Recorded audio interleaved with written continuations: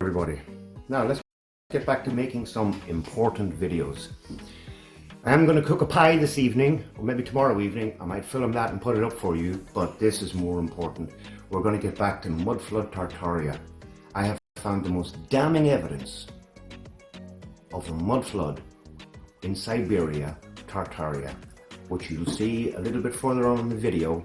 So just hang loose until we get to this. Okay, this is the map of Monday that we're looking at. 1451, apparently.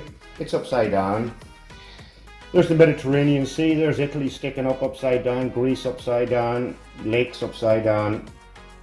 The rest of the world is upside down. It probably was upside down back then. Anyway, hold on. So now when we do go over to take a little look at Italy, you can see how sparsely populated it is according to this map. Bologna, one shed. Roma, one shed. Napoli, one shed. So all these Italians had one shed out the back. That's probably the Pope's private toilet. Anyway, now here as we start to move a little bit further east, you can see Russia Bianca. But you can see the difference in the architecture. As Rome just had one shed out the back, up here in Tartaria, northern Siberia, you have a huge array of magnificent cities. And this is not the only map that they all appear on. As you go back through the coloured maps that have come up in the past 8-10 years, Tartarian maps, you can see that there were many cities up this part of the world. We'll just go a little bit further. So look at some of these cities again. As we go up the coast here to the Sea of Tartaria, as it was known. Magnificent cities, magnificent structures.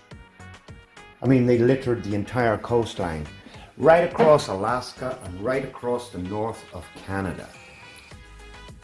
And they ain't there now, but they left something in their place. So this is the area that we're looking at now. Forgive me for the quality, I don't really have a whole lot of tech.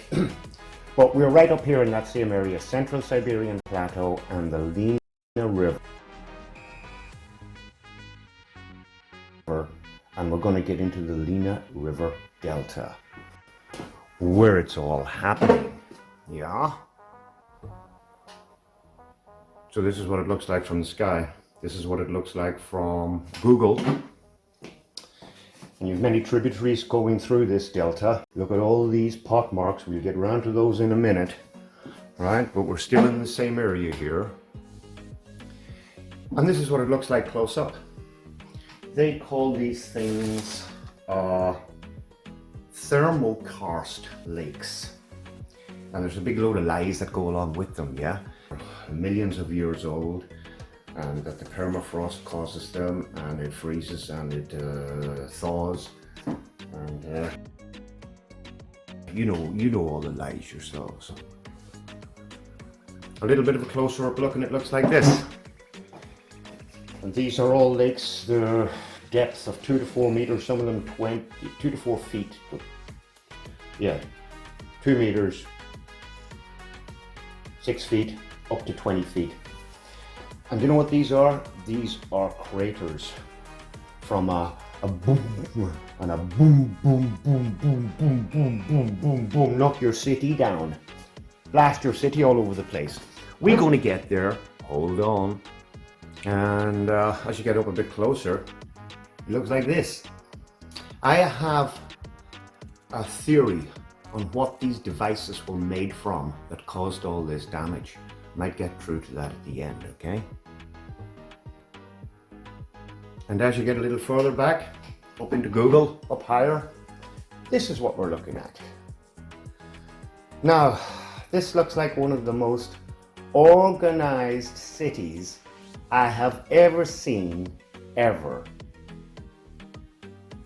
Right? North, south, east, west. And again, blown to smithereens. Anyway, let's continue. Now what happened next is that a group of people have gone up there and done a high resolution and seismic ground penetrating radar on the area. And what you're about to see is gonna blow the whole thing wide open. Mudflood no one will be able to deny mudflood after this in Tartaria. So bear with me as I go along here. I don't have a whole lot of info on where all this came from, but there is some names of who did this here as we go along. Hold on. So this is some of their report. Now I'm not going to go through this with you, but you can, if you want, freeze this and read it. It just talks about the lakes and how the delta is, oh, here we go. Thus, the Lena Delta is characterized by several unique features that are either poorly understood or unexplained. Right, let's get round to explaining them. So this is who we're talking about, who did this thing. High resolution seismic and ground penetrating radar profiling of a thermal karst lake in the western Lena Delta, northern Siberia. Mr. some G.J. Schwamborn, J.K. Dix, blah blah not Rothschild, Alfred Wegener, Institute of Polar and Marine Science, Potsdam, Germany, School of Ocean and Earth Science, Southampton Oceanography Centre, Southampton, UK. Maybe one of you, maybe Campbell, maybe Martin, or maybe even Philip Druzinin, who's up there in Russia, could look into this and bring this a bit further, because I ain't no good at researching. I ain't got a laptop. I never seen a computer up close in my life before. There's me and my mobile phone. And here's a little bit more that I found on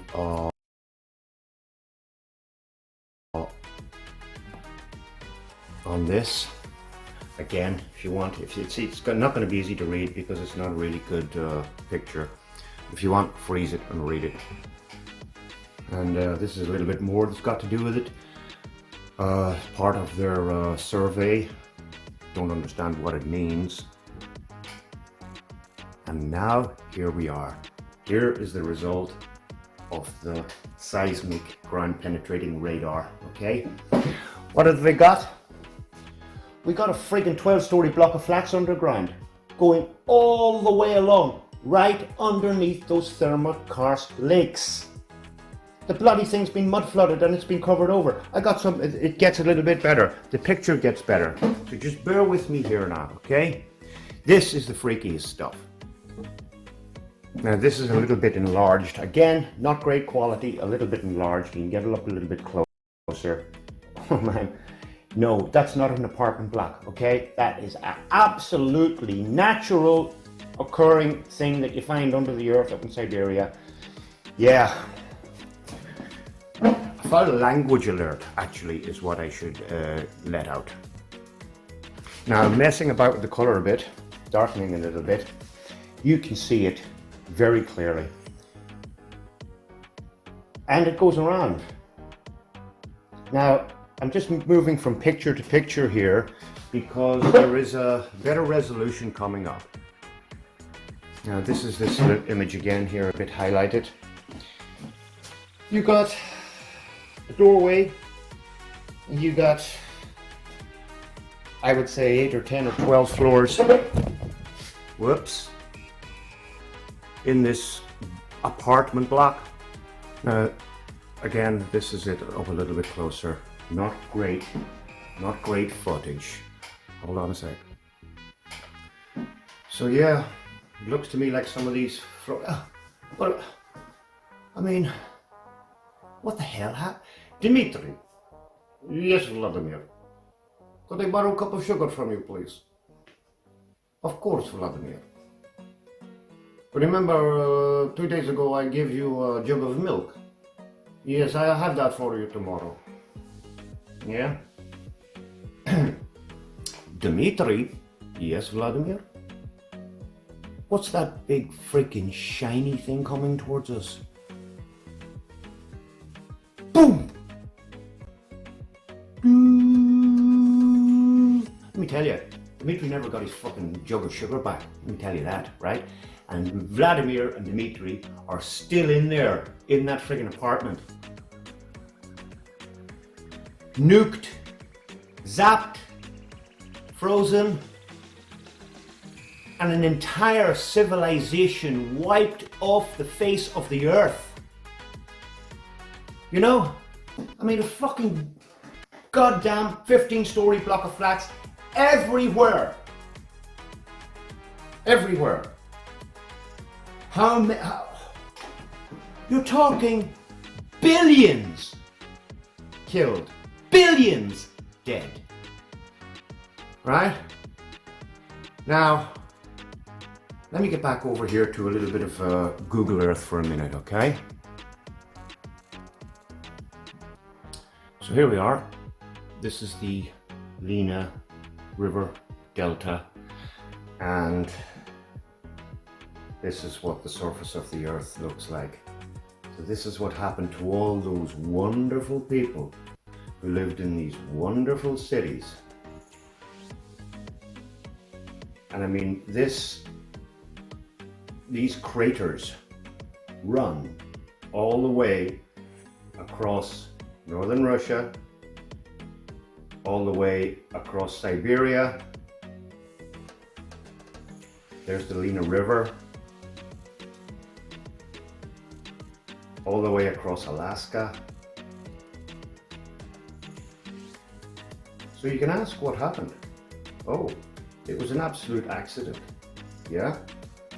I mean, it was blitzkrieg on a massive scale with weapons of mass destruction that we have no clue what they are or where they came from. Yeah? But yet we know that they were there because it couldn't have been done. Now, who's the culprit that they say that attacked Russia and blew the shit out of it, right? We are told it is Napoleon, right? I live in France. Napoleon is everywhere. He's everywhere. Everywhere you look, there's statues, there's horses, there's this, that, the other, around here anyway, right? Now, I have doubts about all that, because apparently he only went to Moscow. He didn't make it all the way to northern Siberia, okay? And yet we have a lot of information which tells us that the Russians and the French, or the Holy Roman Army is what Napoleon was, they joined forces to wipe out Tartaria. Yeah? Somebody did. Somebody wiped the whole place. What it was is that I obviously did that. There was a hangout after that bit of video with Jim Dillinger and my Mickey. It was a few years ago. But he'd done that in Siberia, and then the same thing has happened. What this bloke here is saying is that in Antarctica there was a civilization. He calls it global, which it wouldn't have been. They definitely would have been flatties. They would have known that, but so he's got that bit, a little bit out, but I suppose everybody gets brought up and then he's just got to wake up, I think. But anyway, he's talking about the civilization being in Antarctica. So some seismic thing happened. He calls it a nuclear explosion, but we all know, don't we, that there aren't anything such thing as a nuclear stuff, but there is cold fusion. Cold fusion, you can have flames. So most people will think it's hot, but it doesn't mean it's hot. You know, like lava. Obviously, he's got, one of the guys has got a mask on. You can see him thinking, oh God, I don't want all those chemicals, you know. I don't like that smell. It probably smells horrible. Yes. But it wasn't like he's going, oh, I'm so hot. Oh, I'm so hot. Oh, I can't handle it. I'm so hot. All he was worried about was the smell. Exactly. Yeah, why wasn't he worried about the heat? He was Don't you think that's crazy, Amy? I do think it's crazy. Amy, why is everything not what it is? I don't know, Karen. And right, very quick, because you obviously haven't seen this. This is somebody else in 2012. They're going up and to get a sample. But look what they're wearing. Trainers, ordinary trousers. Things are growing out of the lava. It's not all just black. Things are growing. There's the lava in there. and they're going to be standing next to it. There she goes with her trainers on, a pair of jeans and a t-shirt with no sleeves. There she goes. She's going to poke it. In fact, it sounds really hard in a sense. It's like stone. She's like when you know that noise that stone makes. Yes.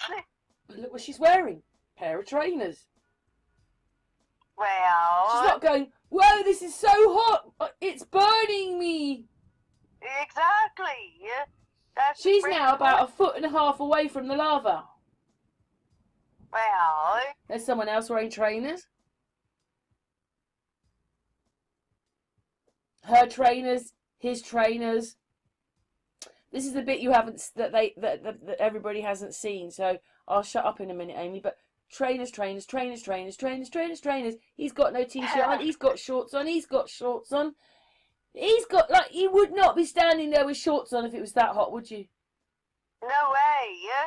That's right. You'd have to have a protective outfit on. I wasn't sure what happened to his spade there, Amy. His spade disappeared. I hope they really did go there. But anyway, his spade's disappearing there. Anyway, to the beginning now. So, Amy, does that make you think, oh my God, not something else? Yes, it does make me think that. And it reminds me of certain, true crime cases where they showed us certain scenes of how they were doing things, but then some viewers pointed out that this isn't how you would do it in real life. You would have to have protective gear and stuff like that. And the people didn't in certain true crime cases that we looked at. I know, but they've made us believe it's so hot that it's going to melt everything. Yes, exactly. And it's not You would not, if it was that hot, you wouldn't stand. Well, I suppose you could stand that close to a fire, but you'd be going for after a couple of moments. Oh, that's really hot. Yes. They take a few minutes to get these samples.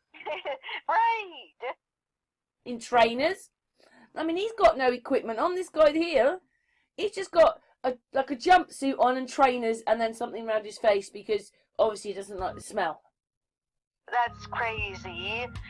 They should be dressed more like a firefighter. How they wear out of the way, I need breathing equipment. Yes. Yeah, it's just got a scarf, Amy. Yes. Yes. I've put videos out on this channel with people going up there and taking samples with just trainers on. If it's that hot, you'd need proper boots on, wouldn't you? You wouldn't be wearing trainers. But that thing spews and it has flames. That doesn't mean they're hot, but it does react. So whatever it, I suppose it's, oh, I can't even, it's going to be rude if I do that. It's like, if you don't, see, say you leave, babies for instance, poo is in their nappy. That poo, while it's there, is still reacting, and that's why you get sores, because it's burning. It's the same sort of thing. Reactions, cold fusion. On that horrible day in 2001, cars were burning but paper wasn't. Cold fusion, and so he's saying this seismic event happens. But something obviously did happen if so many places are covered in ice. I mean, it's crazy, isn't it? Obviously, the place we were living on, I mean, I was wondering whether they weren't telling us because what we're living on is damaged. But obviously, everything was different. But anyway, I'd just like to say thank you very much to Jim Dillinger. I haven't spoken to him for a little while, but he does make good videos. He surely does. And then I've done cold fusion. And then I wanted to say, especially with Antarctica, if there was a civilization there, very grand, and then this, it seems that the accident happens, whatever it is, and then maybe it's water, whatever, but then we petrify, and then there's snow on the top. Somehow it's petrified, turns into stone. Crazy that. Oh, just on this video here, he's saying that basically when they made these maps, in the 1500s or before, the technology they're using would be what they would use today. And as they weren't in that place then, with the history, with what they tell us, It can't be, but this is what the precision of these maps has in them. And it was done, what, 1531 there? So anyway, but what my point was that if there was a civilization on Antarctica, it can't be the edge then, can it? Antarctica cannot be the edge. It has to go on quite a long way. Yeah. Do you see what I mean? It cannot be the edge. And then you think about it and you think, wow, isn't that amazing? There could be all these cities under there. But one thing, ice doesn't form on the sea. It won't happen on the sea. What it is it forms on land. It forms on land. So there you go. It's got to be a piece of land because there's snow and ice and things on it.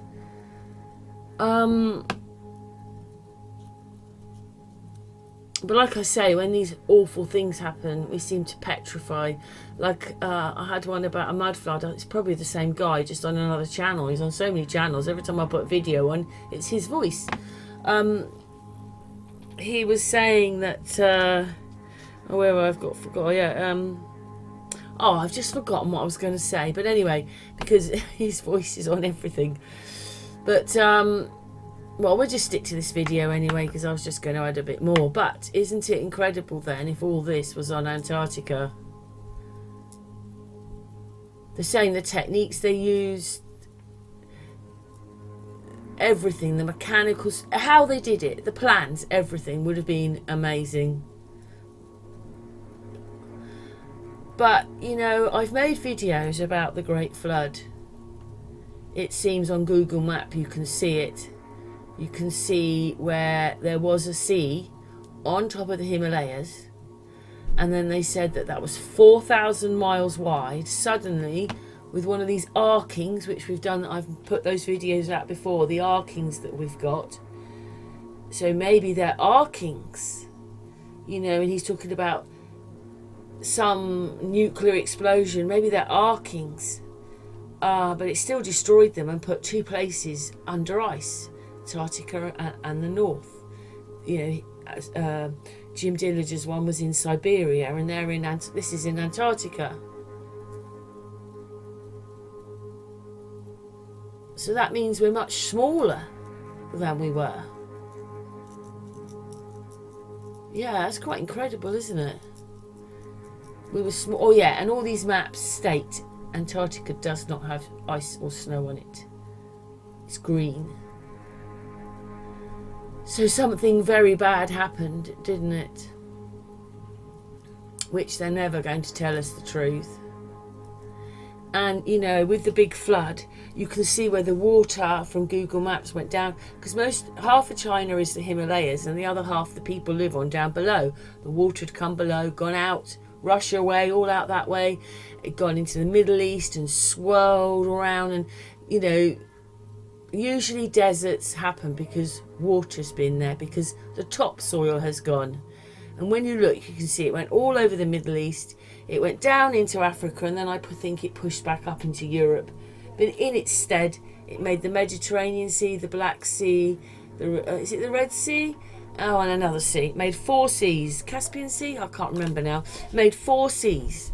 Right, when these boom, boom, booms happened. And then Chris Monk did another one of these arkings with us on a hangout years ago, saying that these boom, boom, booms had gone through Italy as well, creating big pools of water there, which is what Jim Dillinger's talking about. But that would be amazing with the amount of holes on his video, the booms, the arkings, boom, boom, boom, boom, boom, boom. Oh, well, you'd have been atomised, I should think, if you were there at that time.